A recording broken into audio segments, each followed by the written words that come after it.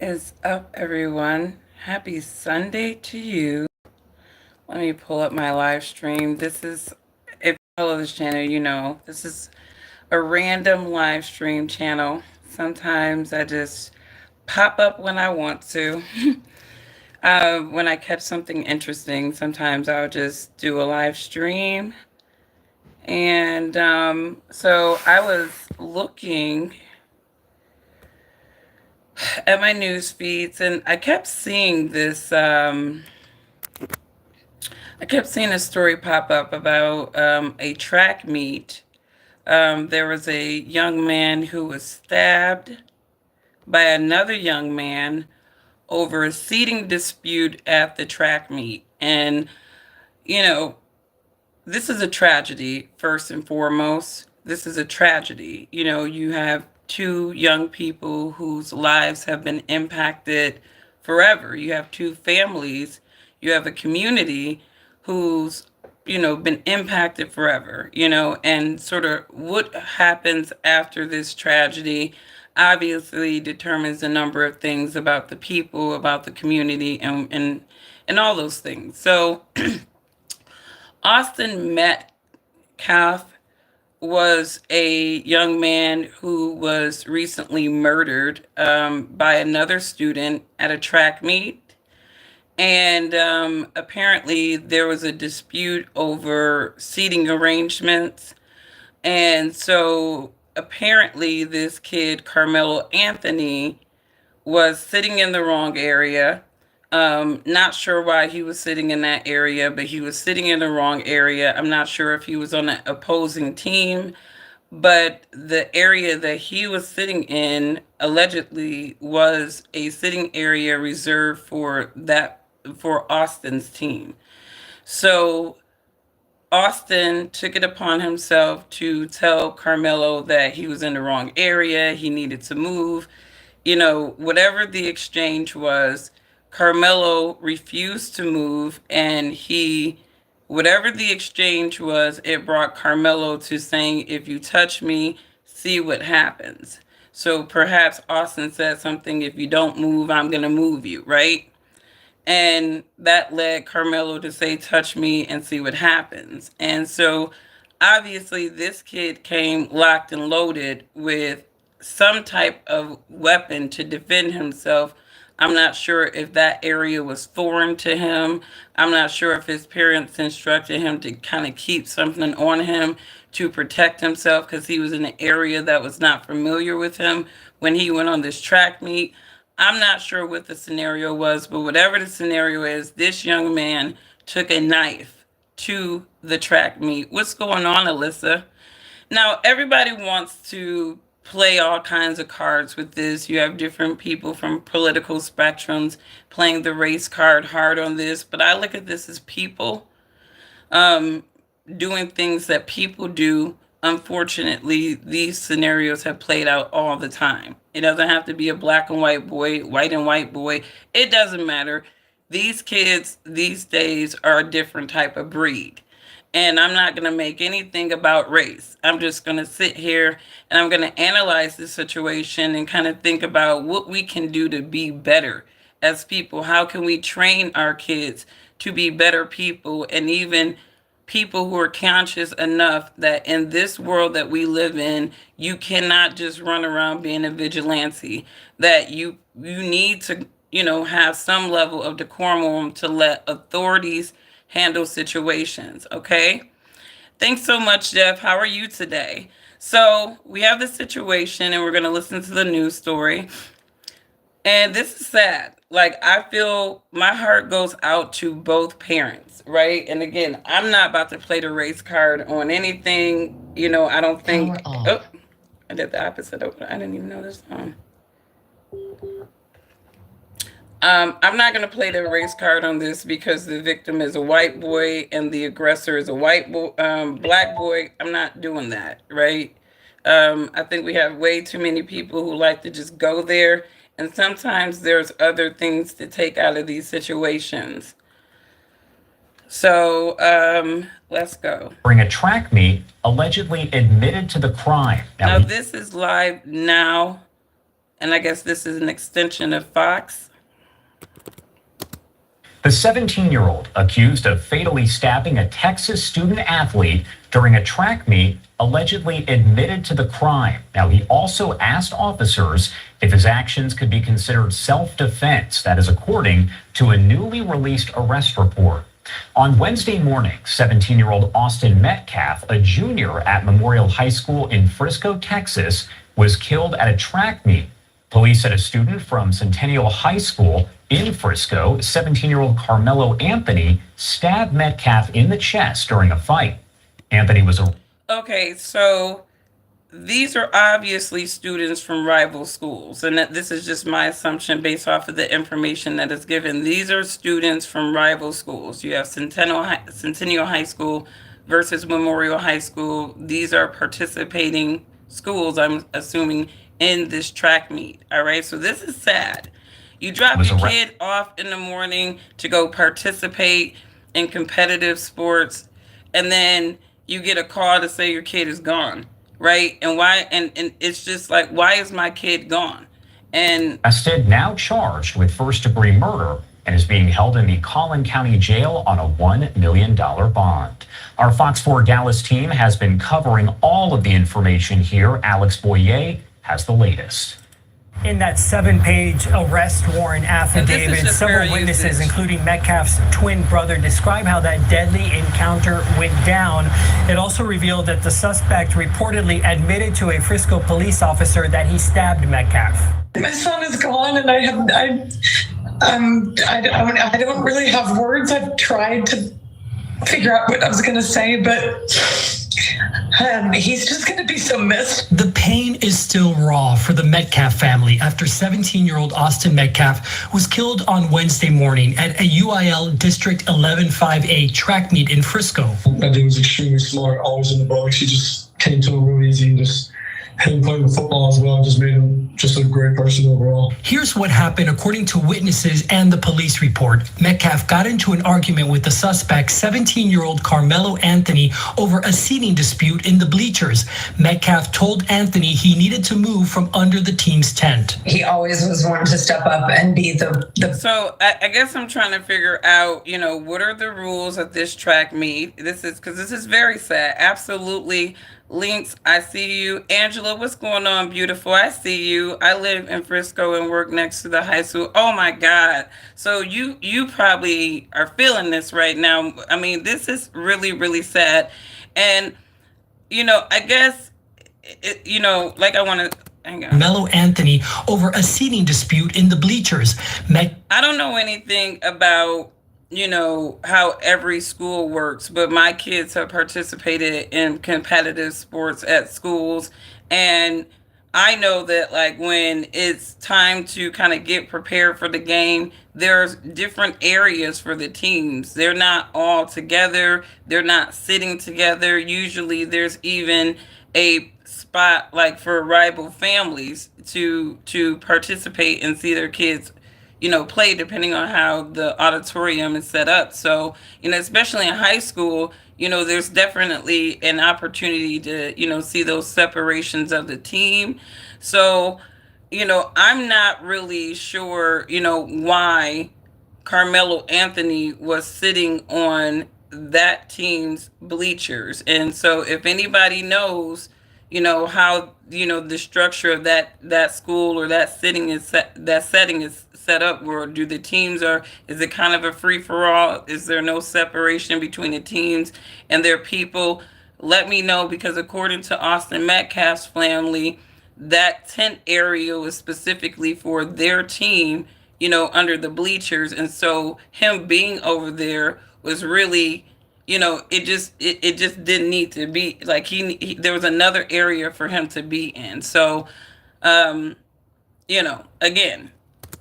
let me know. Metcalf told Anthony he needed. Angela says, and I'm just going and looking at the chat.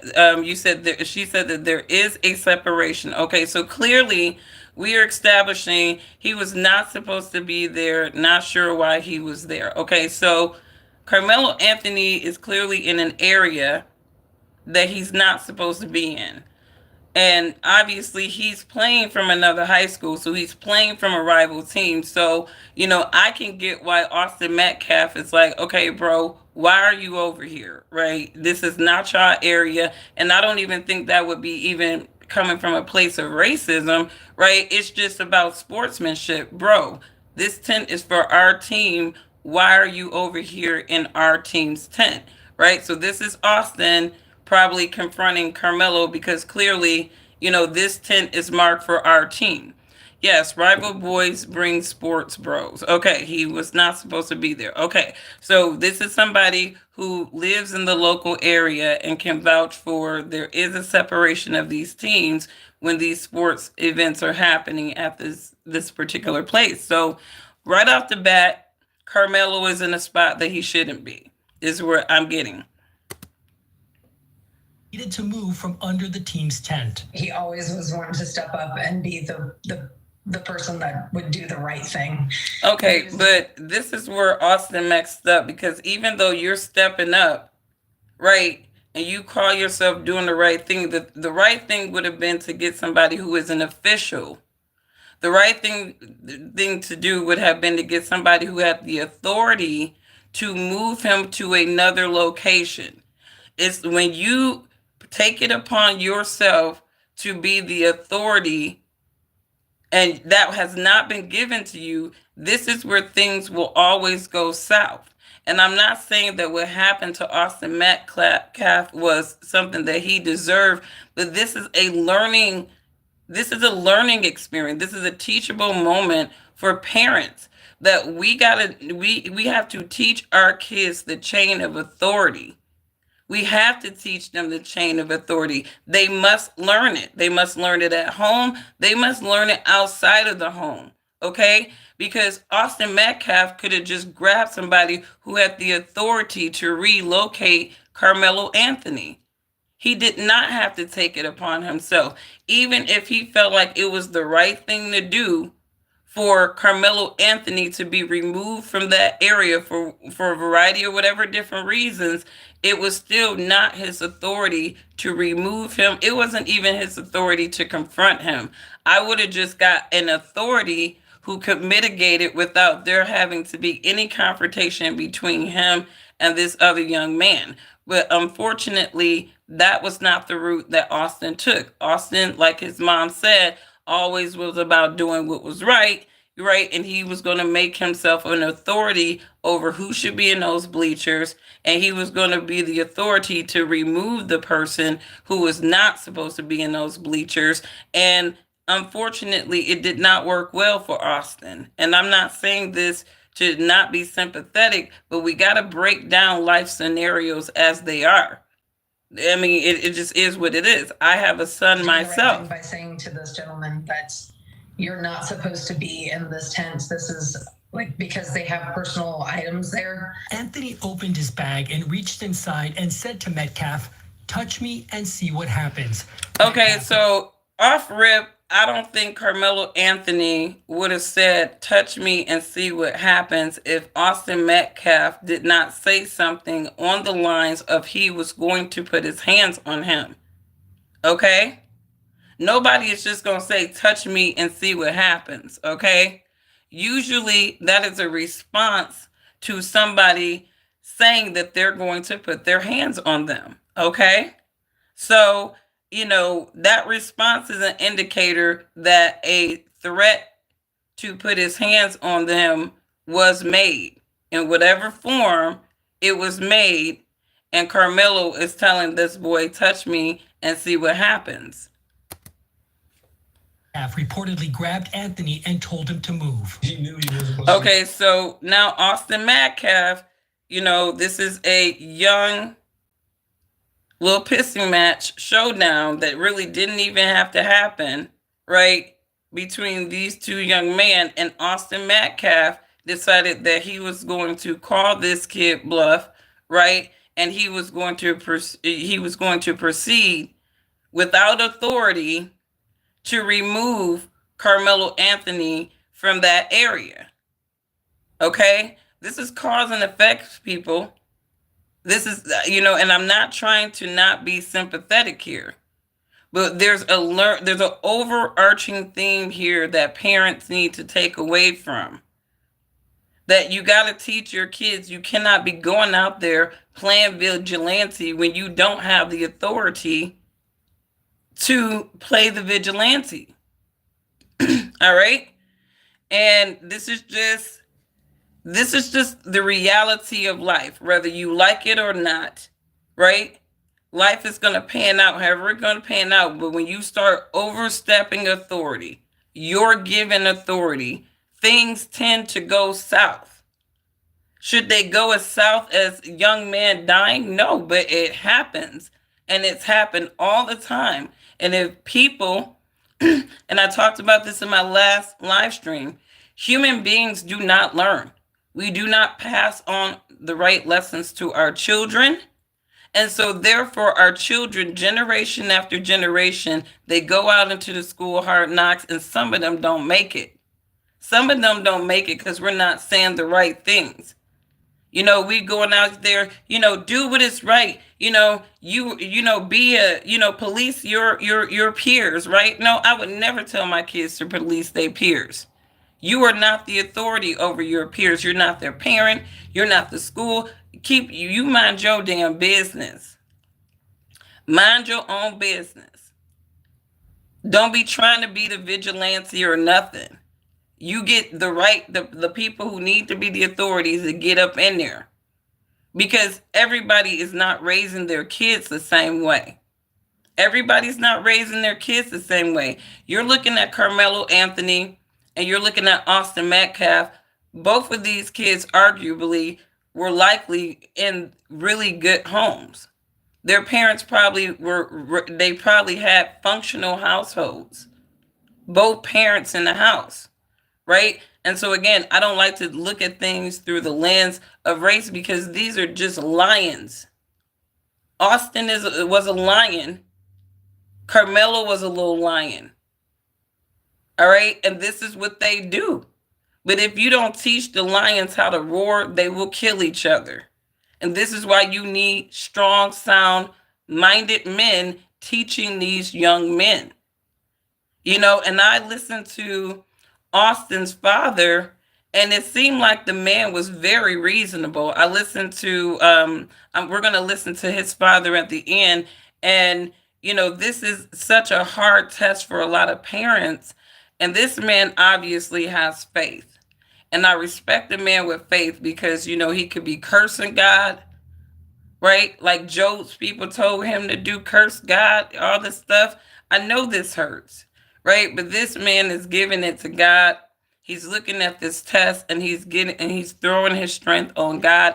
And for that, I respect this father so much, and I, it is unfortunate that his son, took on the authority that was not given to him to even confront this young man, and yeah, let's keep going. It's just a tragedy what happened. That's when Anthony pulled out a black knife and stabbed Metcalf in the chest once before running away. When Anthony was taken into custody by a Frisco police officer, Anthony reportedly confessed to the crime, saying, "He put his hands on me. I told him not to," adding that, "I was protecting myself." Okay, so these are the statements of Carmelo Anthony at this point. Carmelo Anthony is saying that I told Austin Metcalf not to put his hands on me. Now, a lot of people are going to reason, well, even if he put his hands on him, that wasn't, the right to just go and stab the kid. It's like, no. But, this is we live in a fuck around and find out world. And to me, because we know we live in that type of world, to me, I ain't trying to fuck around and find out. If somebody say, see what happens, right? I'm not even about to investigate what can happen because there's a lot of people who are not running around with the same fruitage of the spirit, the same rationality that I am. When people run around saying threats, if you do this on some little shit, right? This is a person that I'm not going to test. I'm not going to deal with this person because I could really fuck around and find out. Right. And unfortunately, this was a situation, it seems like, with Austin, where he got an extreme version of fuck around and find out. If you touch me, see what happens, right? So Carmelo Anthony, he already knew that he was empowered because he knew that he was carrying a weapon. And this is where, the false sense of empowerment, but yet the ignorance and the irrationality come with a lot of these young men with weapons.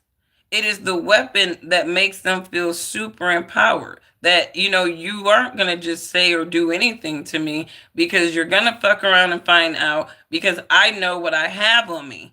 It was the same situation last year at a Lions tailgate party, right? Two men were shot. I think one man died, right? Who was the shooter? A short ass dude with a lot of mouth, basically arguing with these two big ass dudes, two big ass machines, right? And he just yip yapping at these two big ass men. Why? Because the short dude knew he was packing. He knew that his empowerment came from that gun, because if it was a toe-to-toe, fist-to-fist fight, he knew he would have got his little ass tossed around all over the damn place. Right? Men who feel like when they are carrying a weapon, they feel empowered. These are the most dangerous men, because especially if they feel like they can be reckless, they can just be running around Walker, Texas Ranger and shit like that, right? They're dangerous people. And unfortunately, Carmelo Anthony, because he was such a young, immature boy in his beta male stage, right? You had a beta male packing with a weapon. And you really should not test beta type men, because they're irrational, they're emotional, and just by default, they go off the deep end. They go from 0 to 100 real quick. So when somebody is down to the point of touching them, in their mind, it's like, I gotta fuck you up. You're gonna get fucked up. And this is a lesson for people. This is not justifying anything.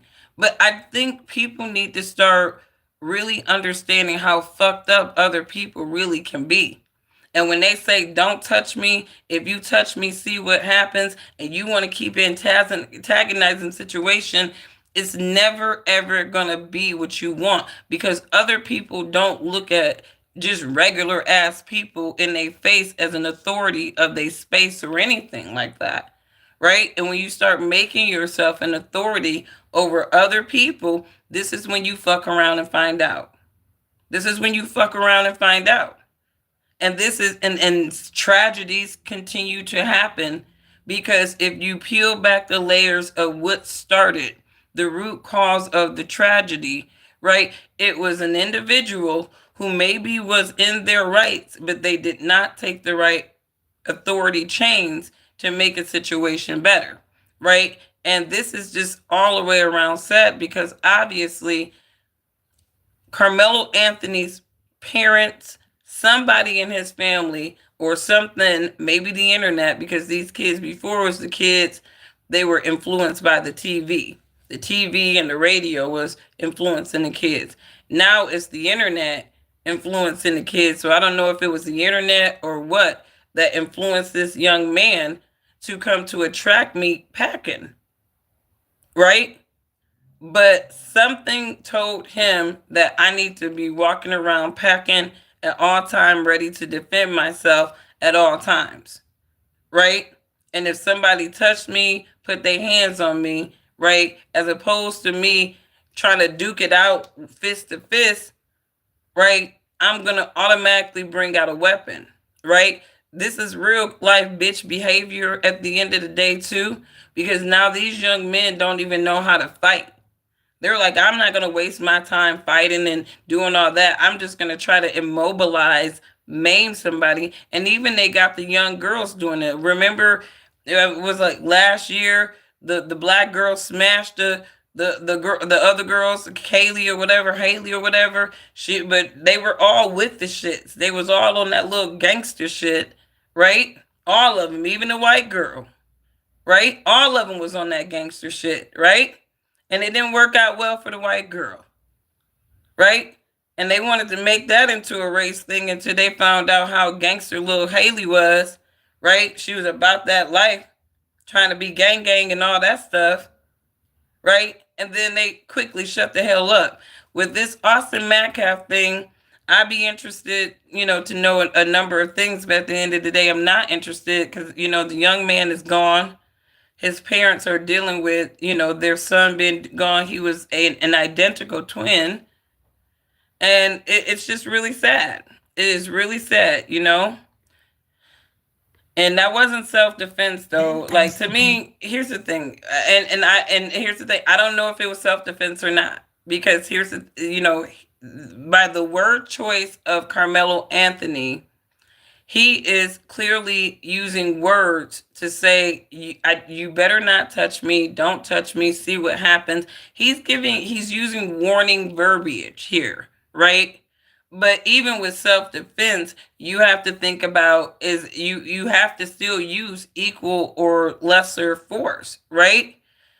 Now, the argument on the Austin Metcalf side is going to be, did Carmelo see a weapon on Austin, or did Austin just put his hands on him, right? Because you can't argue self-defense unless you are talking about some equal or lesser force. What in that scenario made Carmelo Anthony, in a weaker state than Austin? And that's going to have to be proven. And that's just 100. What in the scenario of these two young men going back and forth over a dispute about seating, did Austin become the bigger threat to Carmelo? And then where is it when Austin said, if you don't, even if he said, I'm going to move you, let's just say Austin used the language, if you don't move, I'm going to move you, right? And that's where Carmelo was like, if you put your hands on me, see what happens, right? He's still not showing any type of, I'm still trying to see where the imminent threat of introducing a weapon comes into play versus Carmelo Anthony just going to blows with this kid. And that's what it is. And but even with stand your ground, because we have that out here in Michigan, right? We have that out here in Michigan. But it's like, for me, even with stand your ground, it's like, if I'm in the bleachers, right, and I don't see somebody else have a firearm on them or whatnot, and they're just yelling, yap, and they're not really, if they're charging at me, it's like, I'm going to try to defend myself, but I'm still thinking that the equal or lesser force thing comes into play here. I feel like some equal or lesser force still come into play. To me, I don't know. As stand your ground gets a little bit shaky when, you got a weapon and you don't know if that other person hasn't introduced any type of weapon, or it doesn't appear as though that other person has a weapon on them. Like that to me, it was like, that should have been a fist fight. That should have been a fist fight between those two young men.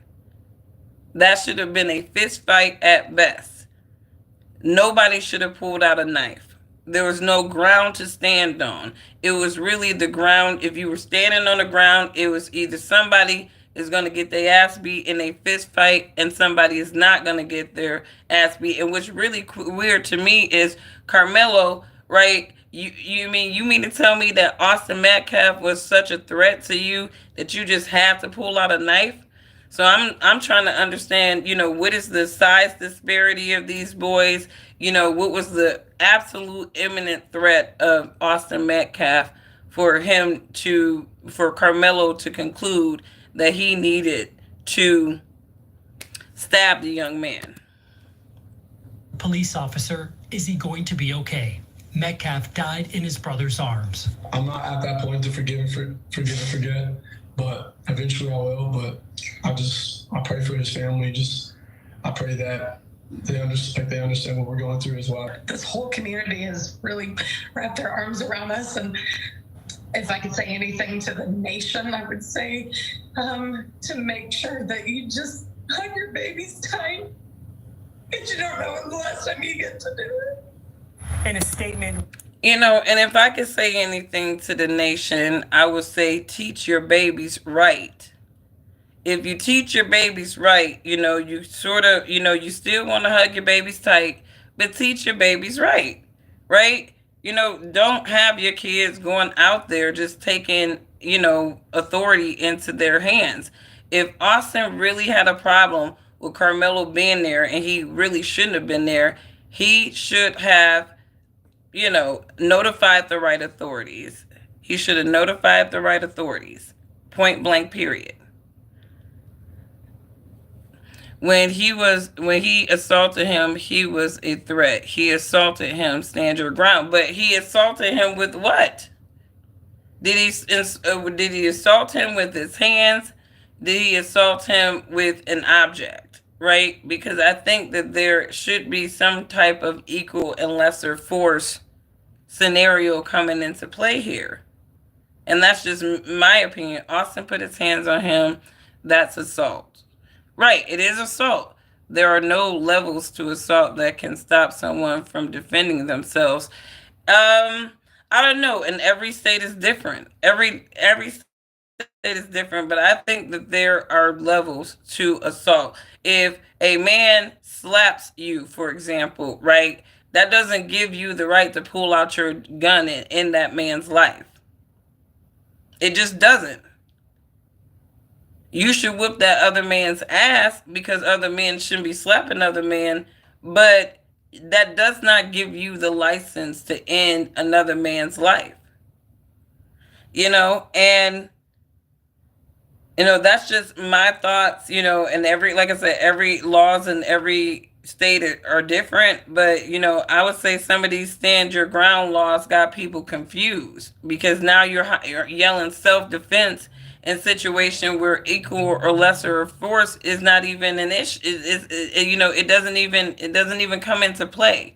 You're dealing with equal force most of the times when somebody else whose pride has been just destroyed decides that I am empowered in this situation because I have a weapon and I'm going to use it.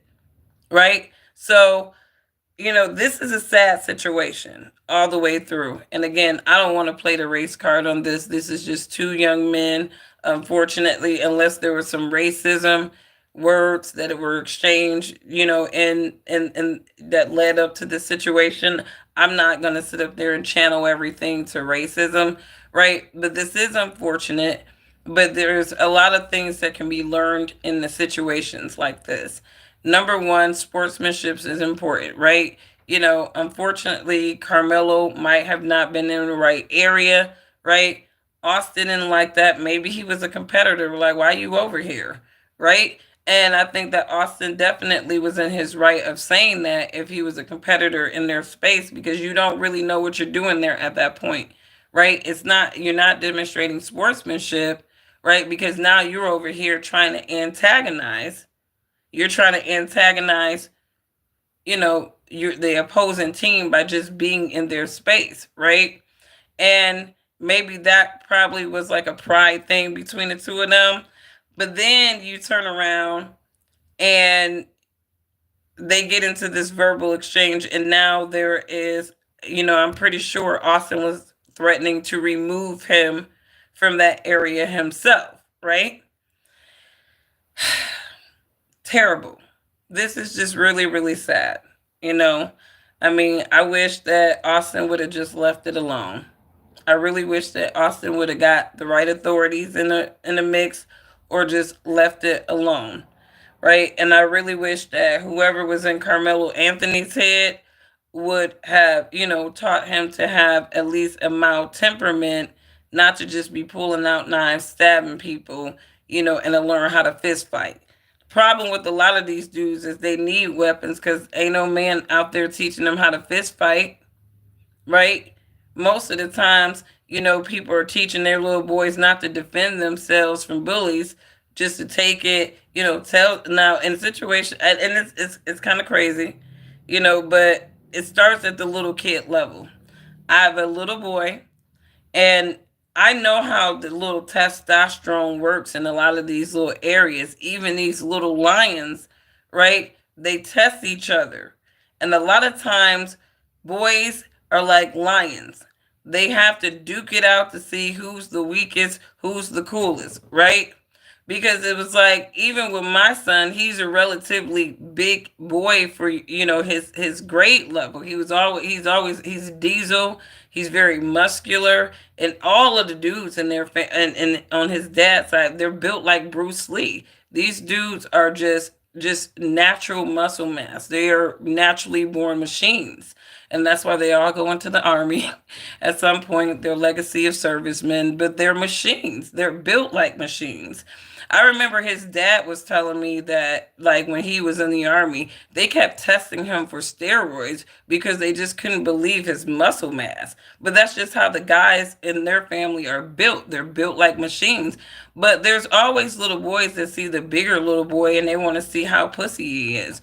So it'd be like the real smaller little boys. Like when I be looking at my son, at first he didn't want to fight back at school. He was getting bullied. I think he was scared of getting in trouble or whatever. And I'm just like, okay, well, if somebody put their hands on you, honey, you got to fight. You got to, put your hands back on them. You got to send the message. You got to set the tone. It's literally a matter of pattern with these little boys. If I can get away with slapping you, punching you, whatever, and you don't do anything, I know I can bully you, right? But if a bully is like, I slapped this kid and he knocked the fuck out of me, right? I slapped this kid, he knocked the fuck out of me. The pattern is not going to lie for the bully. He's going to know who he can and cannot fuck with, right? But it starts with teaching your sons that it's okay with knocking the shit out of somebody else's son who dare send their kid to school thinking that they can put their hands on somebody else's kid. And that's just what it is. You got to teach your kids to keep their hands to themselves. Keep your hands to yourself.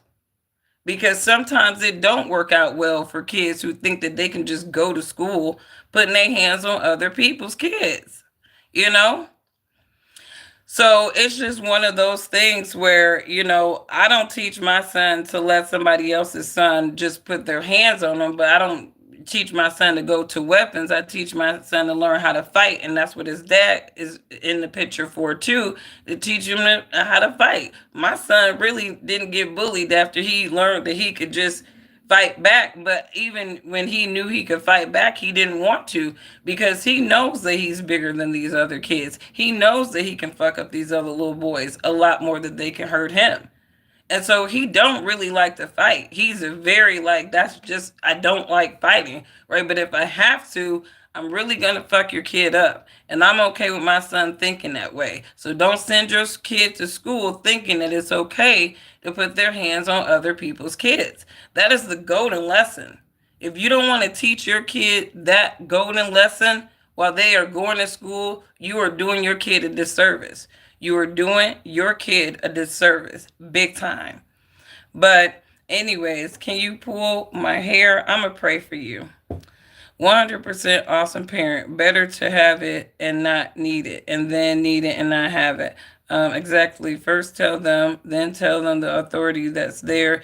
That's what you do. You got to do. Absolutely. I mean, sometimes, here's the thing about school authorities, though, right? These people are very passive. A lot of these kids will unfortunately end their lives, dealing with constant bullying for school districts. And a lot of times it's the parents too. Because if my thing is this, if I would rather have my kids learning at home in a comfortable setting than being subjected to every day being tortured by the other kids at school, and none of the people or none of the administrators are mitigating, the torture that these evil, wicked people who send their evil, wicked kids to school, right, that they put these other kids through, right? They don't, right? I was just looking at an Ab and Preach video not too long ago, where this father made his daughter, his 11-year-old daughter, walk 11 miles because she was bullying some other kid. And a lot of people thought that that was very mean of him, very extreme. And it's like, no, the hell it's not. Because you have these mothers who are burying their daughters because they're ending their lives because some other mother is sending her wicked ass daughter to school and she got harassment of somebody else on her mind, not learning, you know? And so, it's important for parents to really start understanding this is the age where you cannot allow social media to raise your kids. You got to give your kids some level, a lot of morality and value, but you also have to give them some level of defense. And we have to teach our kids that, sometimes when you are in the heat of a moment, pride is before a crash. Pride is before a crash. And unfortunately, Carmelo Anthony has learned this too early in his life. And that's basically what it is. Pride is before a crash. And he let his pride create a scenario that put him in a position where he had to, quote, defend himself. And unfortunately, he ended somebody's life. And it's too late to say sorry. And this is what I teach my kids. When you do things in the heat of a moment, it's too late to say sorry. It's too late to say sorry. Certain things you cannot come back from. And ending somebody's life over some bullshit, over a bleacher, over a seat. You cannot come back from that, young man. You cannot come back from that. And, I feel sorry for both of the families in this situation. I feel sorry for both of the families, but they are a lesson curve to other parents. They are a lesson curve to other parents. It's a learning curve. It is a learning curve for a lot of parents. How are you sending your kids to school? What attitudes about respecting other people in space are you inculcating in them? What type of defense mechanisms are you helping them with, right? Because I tell my son, if you can talk out something like leave me alone or don't touch me, right, and that person complies, you ain't got to beat the fuck out of them. You ain't got to go activate at level 10 on somebody, because if they can comply and listen to your firm resolve to, I want you to respect my space, and they back off, right, there's no need to have any other higher activation levels than that. But these kids are learning from adults in some kind of way too. These kids are learning from adults, or they're learning from the internet, right? And you see these grown-ups. You'll see politicians talking about, oh, I just wanted to punch them in the face. Or, they'll say little slick talk to talk about, eradicating people, ending people's lives. We live in a very wicked-minded society where people, you don't agree with me, people will lose their lives. It's just like the Crusades and all these other crazy little movements of ideological movements in mankind's history. People will lose their lives just over just the simplest things these days, right? Just the simplest things. It's sad. Everyone's scared to make a move. Sometimes making a wrong move is better than no move. Sometimes walking away and having your life for the next day is always better too. Sometimes there's more pride. Sometimes there is more pride in walking away from a situation and having to live your life the next day than dealing with an ignorant ass stranger that really mean nothing to you in the broad scheme of your life. You know what I mean? In situations, you see people, they'll kill family members and spouses and stuff like that. But you're talking about people getting into spats with strangers and being so activated that they would literally risk their whole life for a moment of pride and arrogance. And now you're a criminal and you're going to jail for the rest of your life because you didn't kill somebody. And you can't say sorry. You can't say I was having a bad day. Because you're not allowed to take your bad day out on other people. And if you do try to take your bad day out on other people, sometimes you will fuck around and find out they're not having it. Some people are just not having you. And so I always say be careful how you treat people. Always assess the characters that you're dealing with. Always assess the characters that you're dealing with. Be careful how you treat people because you just never know what the activation levels are for other people in this world. And sometimes people, they don't really care. They're just out to kill you. They will kill you in 2 seconds and not even think about it. Let me see. You said the kid that stabbed the other kid has a 4.0 GPA. I have no doubt in my mind that both of these young men were good young men, okay, in their own rights, right? And if you let their parents and their families tell it, right, they were good, decent people, right? But that doesn't negate the fact that, you know, they made poor decisions outside of their intelligence, right? You need to have emotional intelligence just as much as you need to have, the intellectual intelligence. And they did not have, emotional intelligence, neither one of them. And unfortunately, when you don't have some type of sense of emotional rationality in any situation in life, this is why the Bible tells us that we need to operate with the fruitages of God's Spirit, because it actually saves your life.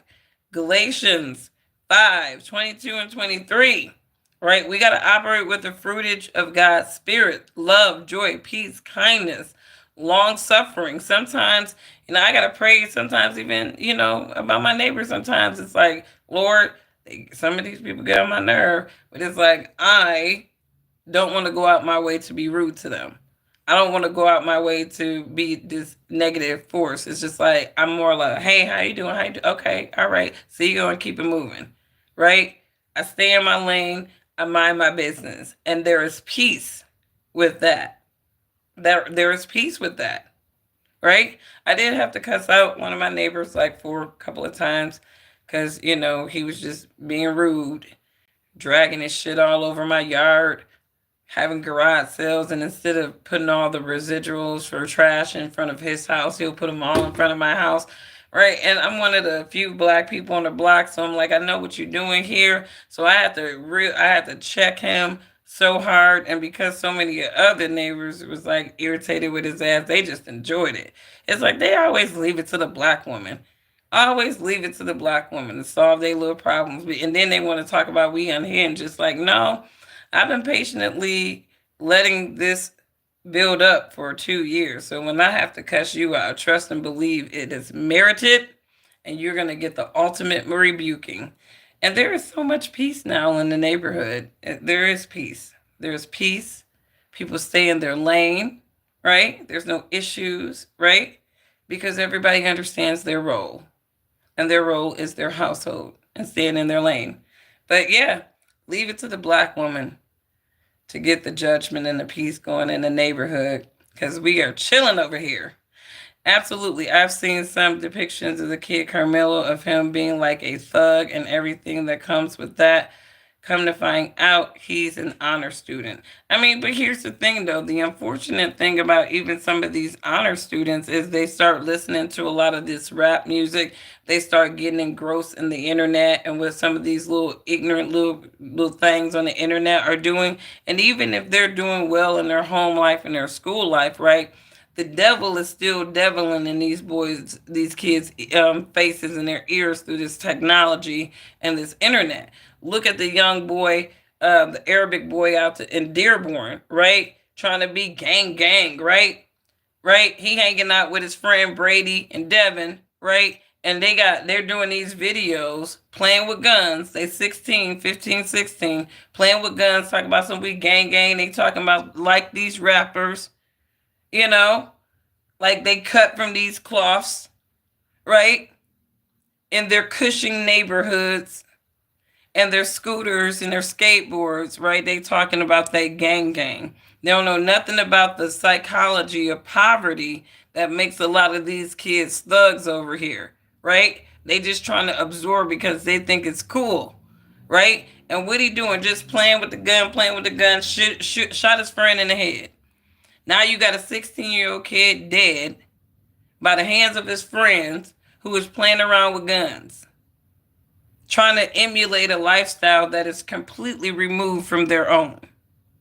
Right? So even if you raise your kids right, even if you try to have them on the right track, the devil is out here in this internet. Him and his demons are out here in this internet, and they are convincing these kids to absorb mindsets and lifestyles that are removed from what their parents are teaching them. And this is where the parents have to just keep their kids up on game. Like I tell my kids all the time, I cannot monitor what you looking at on the internet all the time, right? It's impossible, right? But I always let my kids know the devil is gonna devil. He's gonna take something that you like and he's gonna do something skewed to it. Like maybe he'll turn your favorite, kid character gay or into a killer or into some other little scenario that God hates, right? And he's gonna make it normal and okay. The devil is out here deviling on this internet, on these social platforms.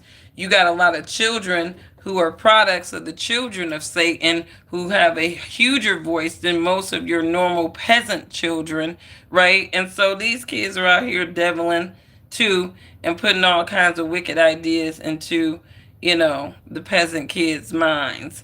So, the devils are gonna devil. But I do pray for these families. But I do want to center in on one thing in this Fox story, and this is the father. This is the father, and what he said was so inspiring to me because he's speaking out. I think this is the father speaking out, and I want you guys to listen to this man's word because, this is what a man of faith should really sound like. His composure, he's hurt, you can tell, but he has emotional control and composure. He just lost his son. And, I just thought like, wow, the Lord's going to work with this man. That he's going to work with this man. He's going to work with this family. And I pray that they just stay close to the Lord. But this is the father recapping the moment that he heard that his son was hurt. They say their focus is now on laying Austin to rest. Meanwhile, I can tell you that Anthony remains in the Collin County Jail on a $1 million bond. Alex Boyd. Alex, thank you so much. Now, our Fox 4 Dallas team, as I mentioned, has been covering all of this from the get-go. They had a one-on-one conversation with Austin's father. Well, it started with a call from his football coach who was not at the track meet and said, I think Austin has been stabbed. And I said, where at? And he said, Kukendall Stadium. I said, I'm on my way. So I drove up there, went through a load of police officers, and was able to see my son on the gurney with a huge hole and blood all over him, and they were pumping him. He wasn't breathing, and his eyes were rolled back in his head. So I had to find his brother. They're twins. And so I found Hunter and tried to get him under control as best we could. And then I loaded him up in my car, and we drove to the hospital as quickly as possible. And we waited. And when the doctors came in and said that he didn't make it, it was tough. My son took it extremely hard. I'm still in shock, to be honest. I mean, I'm numb. So it really hasn't hit me. And I don't believe any parent should ever have to bury their child. And I pray that, maybe there's changes made as far as security or things like that. And maybe we can learn from this and try to turn a tragedy into something positive to make sure it doesn't happen to anyone else's child. I don't want parents to feel like I feel today. So, I've already forgiven the person who stabbed him. God's going to take care of everything. God's taking care of my son. I kissed him. When I kissed him goodbye, this for the last time, I told him it's not goodbye, it's see you later. So, I just have to trust in God and my faith to pull us through. I don't understand his plan, we're all subject to trial and tribulations. Amen. God didn't say life was going to be fair or wasn't going to be hard, but he said he'll always be beside you and never leave your side. Amen. So we're going to lean deep into our faith. There's a vigil tonight at our church at 7 o'clock. I will be attending also. The outpouring of students and coaches and friends and family that showed up at the hospital immediately.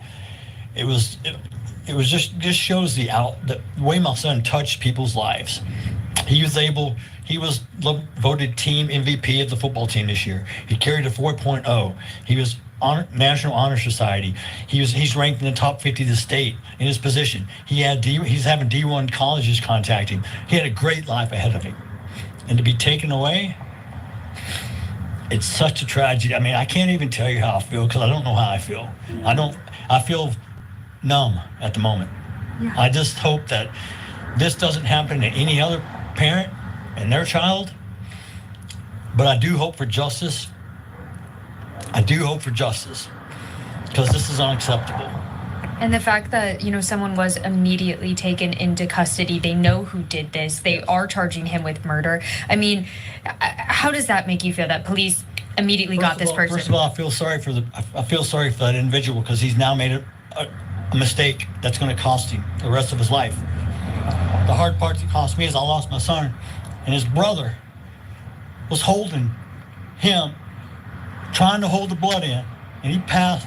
My son watched his brother die in his arms. None of that should have happened. Tell me a little bit more about Austin, about his personality. Austin was a leader. He led the football team. He was voted team MVP by his players and coaches. What was his position? He played linebacker. Him and his brother both play linebacker. He played inside. His brother plays outside. We were so fortunate this past weekend that me, Hunter, and Austin, we grew up hunting together, and we had matter of fact, the ranch we own, the lease was not renewed, so we could never hunt there again. And we went there for the last weekend. And he said, "Dad, I've never shot a pig before. I want to get a pig this weekend." I said, "Okay." Lord and behold, it's a heck of a story, but he shot his first pig this weekend. And we all talked, me, him, and Hunter both. We all talked about these are memories that you take forever. After I'm gone, you can tell your kids about, well, your grandfather and we were hunting and we stalked and it took 2 hours, but we got this. I got my first pig, and he was so excited. And I'm so fortunate to be able to spend that weekend, not knowing it was the last weekend I'll ever spend with him. Y'all, we got to teach our kids better. We got to get our kids off this damn internet, all right? They cannot, you got to tell your kids that sorry does not bring a life back.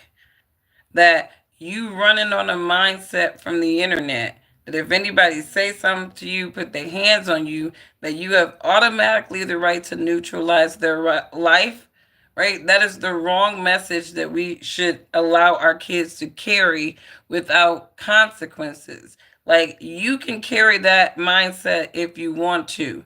You're going to devastate other people. You're going to devastate yourself for a very, very long time. There is no positive outcome having the mindset that you're going to run around with a weapon, and if anybody say or do anything to you, right, you're going to utilize that weapon to harm that person. I know people who have owned firearms forever. You're talking decades. They have never had to use it on another human being. And yet some of these people will get a new knife and a new gun, and then all of a sudden now they shooting folks, talking about self-defense. Stabbing folks, talking about self-defense. Carmelo could have took it to the fist.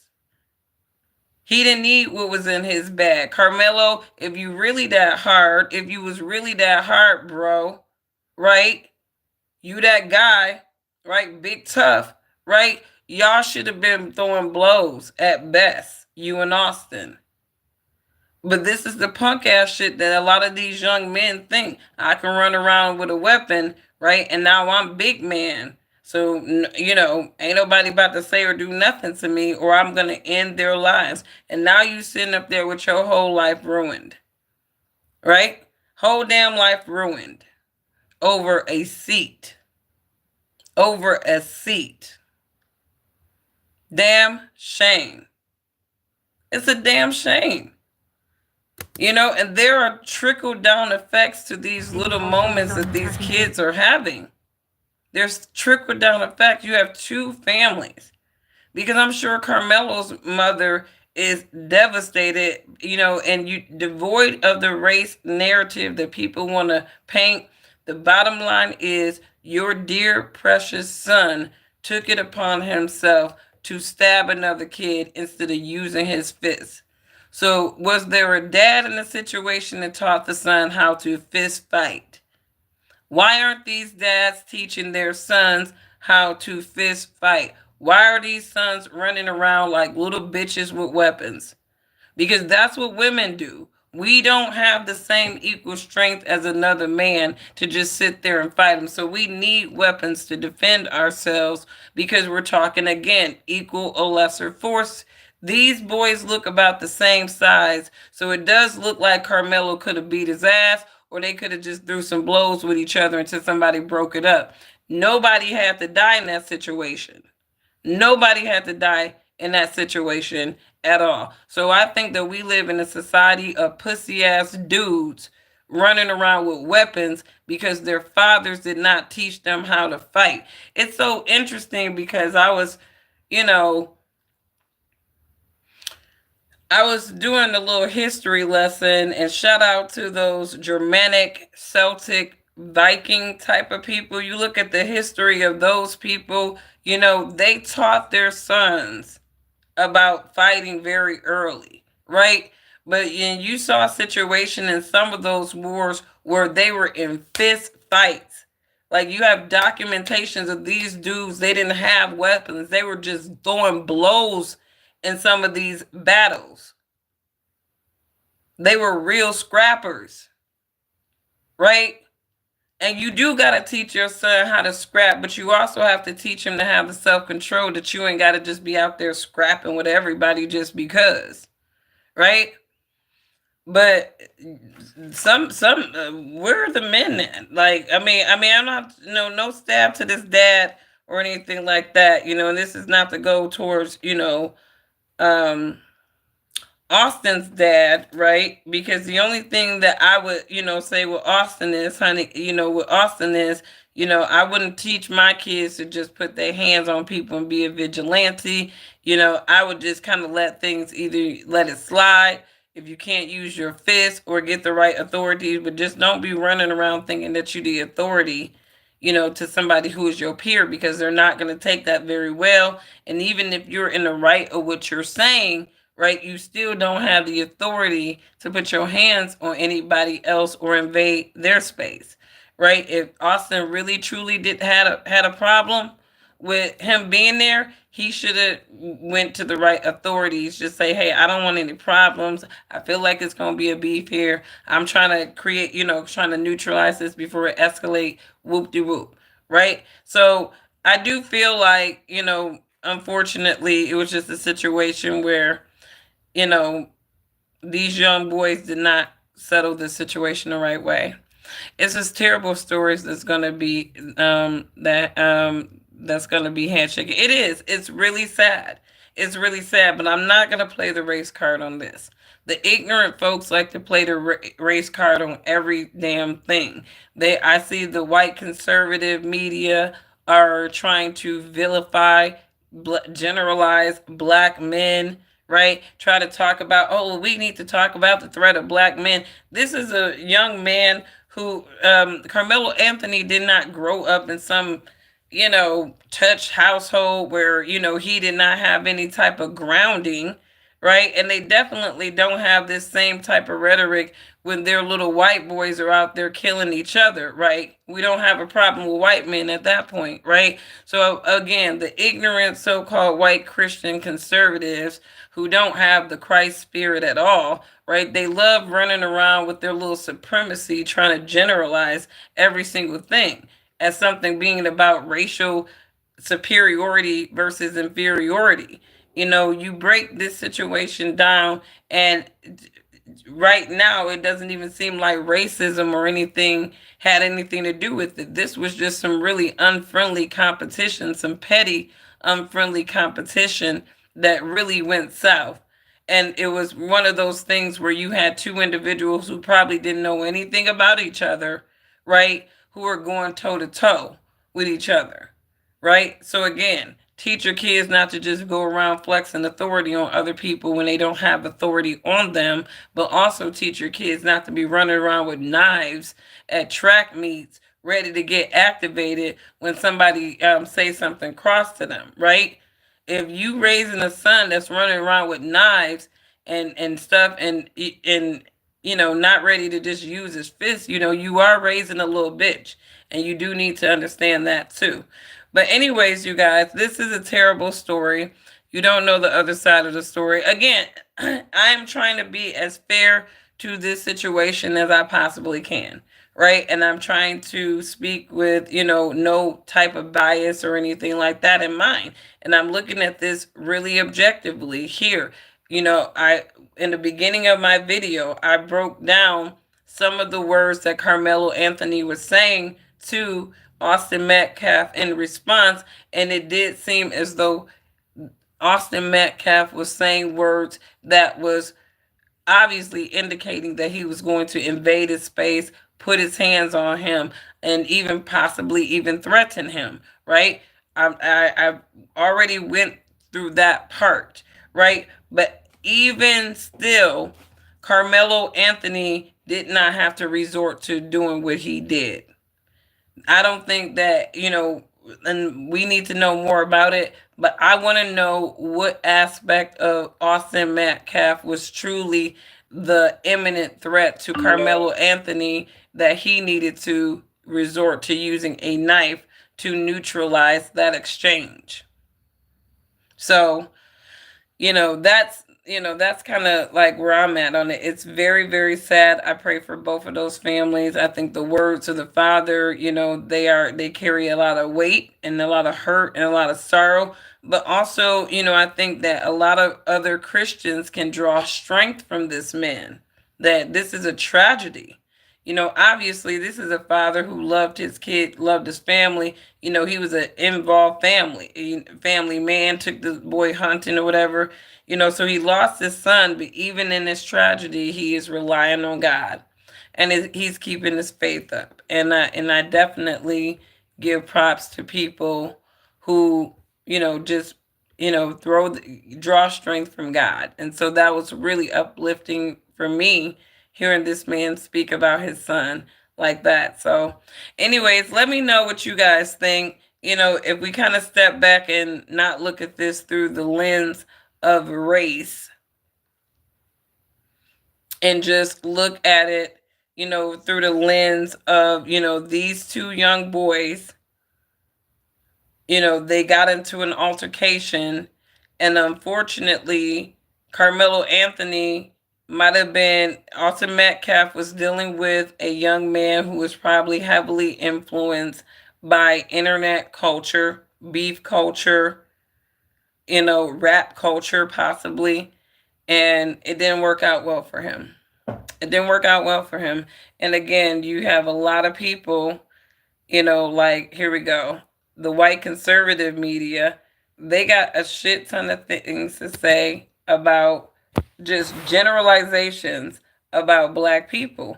And I can't stand these people who want to act like they're not racist, but they are, like Megyn Kelly. It's like, girl, if you don't just put that scarlet letter on. Because he's just such a larger than life figure who's about just so much more than his personal life that it almost just gets shrunk. It's like talking about, like, Thomas Jefferson with his affair partner. It's like, we don't really care. He's Thomas Jefferson for the... Anyways, that's Megyn Kelly. What? And who is this? The Black Authority. Let me go back here. It's her second, who she had out of wedlock before she turned 30. In order... Well... I'm not gonna go through that. But anyways, white conservative media, it's interesting in this Trump era, the white Christian nationalist type of people, obviously they are feeling empowered. It's almost like they defeated the Muslims and the Jews again in some of their crusades, right? Check out those Christian crusades and you'll learn how wicked some of these Christian sects really were. They really perverted the Abrahamic faith, some of those Christians, their vigilantism. But again, they had some significance to Jerusalem. That was what it was all about. Crusades to capture Jerusalem, right? And then you look at all those people who died just to just have a stake and a claim in Jerusalem. A lot of this, Israel, 1948 Israel stuff, this was like years in the making, actually, right? I mean, you're talking about a lot of, centuries of clergy people plotting on the land of Israel and rationalizing about the land of Israel in terms of its holiness and significance. Because again, these are religious people, right? They are religious, they are following ideological things, right? And again, Messiah, Yeshua, he did not come to create a religion. Man created a religion. He reinforced laws in the faith. So it is what it is. Like I said, white supremacy and all that stuff, it really boils down to those people. And we're all just residuals of their bullshit and their supremacy amongst each other or whatnot. And, we just kind of got to deal with it. But anyways, white conservatives are on their black men narration campaign, narrating black men negatively again. And it's so funny, just months ago before Trump was elected, how they were, black men have a right to vote for whoever they want to. And they were just coming up on the defense of black men and black men, right? Because they wanted the black man vote. See how these people are traitors? These people are traitors, right? They use you for your vote, right? And then you just become nothing to them again. I'm offended by your hair. I'm offended that your mom gave birth to you and gave you to society for us to deal with. But I'm not going to her and saying shit, so get off my line with that. I love being black and gay. We will pray for y'all gay folks, Again, gayness is not a practice of holiness. And unfortunately, God has his opinion about men who lie with men as they would with women. It is something detestable to God. And because of the curse of the bloodlines, obviously you are going to be cursed people. That's why I don't really meet too many gay people who don't have mental health issues and talk about how something's going on with their mental sagacity. But we do pray for y'all. I don't wish terrible things upon anybody, right? But the God of Abraham, he is very clear about those alternative lifestyles, and unfortunately, it will not go well for you. So you can be that and proud if you want to. Let me get to my chat real quick, because who is this? David T. I don't know if you are a Zionist, a demon, or what. But you're going to get hidden from the channel because we don't do that demon shit over here. Okay? We don't do demons over here. You go demon somewhere else. All right? A time for prayer and introspection for everyone. I agree, Herm's Wings. People need to really start understanding the world. And I did check out my last live stream because I was talking about, from the ancient Israelites, right, on into the formation of Judaism and the rise of the Jews, and then to the New Testament, the rise of those who consider themselves Christians. You go and you read the letters. If you're on the Christian side, you go and you read those letters that the apostles sent to those congregations as reminders, greetings, cheering, tidings, encouragement, right? But also admonition. And you're going to see the reoccurring theme of the admonition that these apostles were giving to these congregations. And a lot of that admonition is going to be reminiscent of what the ancient Israelites had, right? The warnings of the individuals in Jerusalem that called themselves Jews, right? Even if they were extensions of Abraham's, right? You know, and then down to the Christians, mankind never learned. Mankind never learned. They never learned. And, and even now, I think that if the Lord was to say, it is your generation that my judgment will be coming upon. It is your generation in the next 30 years that will see the devastation of my great day. It is your generation that will see Yeshua the King come from the clouds. Your generations will see this. They still wouldn't believe. They still wouldn't change their hearts and mind because they've been conditioned not to believe. And like I said, we are the judgment generations. We are the judgment generation. We are that feet mixed with iron and clay in Daniel's prophecy. We are the bastard fragments of the Roman Empire mixed with Israel. And that is the second beast. We are living in the era of the second beast. And there is no other beast that rises after the second beast. And it is very fitting that America and Israel would be the powers during the judgment cycles. So you believe what you want to believe, but judgment is coming upon these nations. And just like there were prophets before, people did not believe them. I'm not a prophet. I'm not a prophet. I just read the word of God. I take it. I look at the secular history. I look at how things in history have played out, and I make my assessments. And I strongly do believe that we are the judgment generations. And that's why you're going to see global collapse. You're going to see global collapse, right? You're going to see a small, short season of peace and security, right? And this is really going to be the final test of mankind's faith in mankind's government or Satan's government and structures versus God. So they're going to have a peace and security. That's why I keep telling y'all, Trump is going to pull it off. I would not bet against America. I wouldn't bet against America. I wouldn't bet against America or Israel at this point in human history because they are the second beast. Ain't nobody rising above them. They're either in their collapse of their dominance, or they're near their collapse. But we are the judgment generations. We are the judgment generations. And I'm sorry your clergymen have distracted you with looking at the signs. And this is why John says in Revelation, for those with discernment.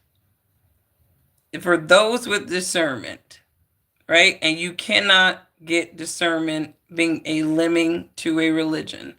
But anyways, you guys, you have a wonderful rest of your evening. All praises to the God in heaven, Yahuwah, and the King Yeshua. And we pray for God's judgment upon the nations. I don't have the spirit of Lot's wife. I want to see it all destroyed. But anyways, you guys have a wonderful rest of your day, and I will catch you on the next one. Bye.